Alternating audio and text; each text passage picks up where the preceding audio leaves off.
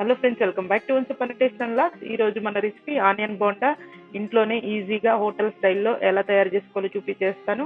దీనికి కావాల్సిన ingredients: dosa batter, జీలకర్ర, సాల్ట్, కొత్తిమీర,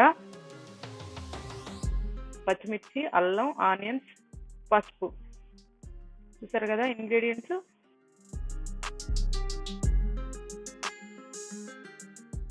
బోండాలు వేసుకోవడానికి డీప్ ఫ్రైకి ఆయిల్ కావాలి కదా. నేను ఒక కడాయి తీసుకొని అందులో డీప్ ఫ్రైకి సరిపడా ఆయిల్ వేసుకున్నాను. ఇప్పుడు స్టవ్ ఆన్ చేసుకొని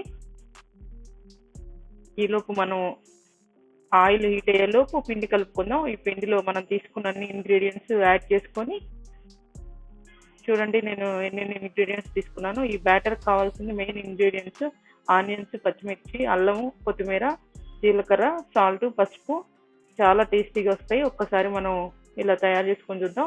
దీన్ని మొత్తం ఒకసారి ఇలా పిండిని బ్యాటర్ని మిక్స్ చేసుకుందాం. కొంచెం దోస పిండిని గట్టిగా వేసుకోవాలి. ఎక్కువ వాటర్ వేయకుండా కొంచెం గట్టిగా వేసుకోవాలి. చూడండి ఈ కన్సిస్టెన్సీ. ఇప్పుడు నేను ఆయిల్ మనకి బాగా కాగింది. ఆయిల్లో చిన్న చిన్న బోండాలు ఇలా వేసుకోవాలి. ఇలా వేసుకొని వీటిని బాగా ఫ్రై చేసుకోవాలి. హైలోనే ఫ్రై చేసుకోండి. ఈజీగా 2 minutesలోనే ఈ బోండాలు రెడీ అయిపోతాయి. మనకి ఈవినింగ్ స్నాక్స్గా పిల్లలకు పెడితే కూడా చాలా ఇష్టంగా తింటారు. మనం బయట నుండి తెచ్చేసుకుంటూ ఉంటాం కదా, అలా కాకుండా మన ఇంట్లో ఉండే దోస పిండితోటే కొంచెం పిండిని మనం గట్టిగా రుబ్బుకుంటే సరిపోతుంది. అలా దోస పిండితోటి ఇలా బోండాలు వేసుకోవచ్చు ఈజీగా.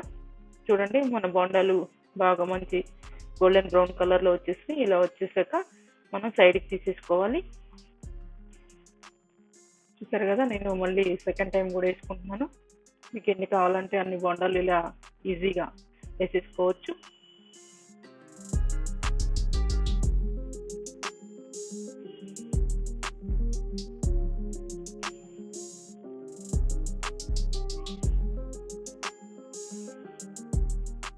ఒక సైడ్ కాలాక ఇలా తిప్పేసుకొని ఆ సైడ్ కూడా బాగా ఫ్రై అయ్యాక తీసేసుకోవటమే.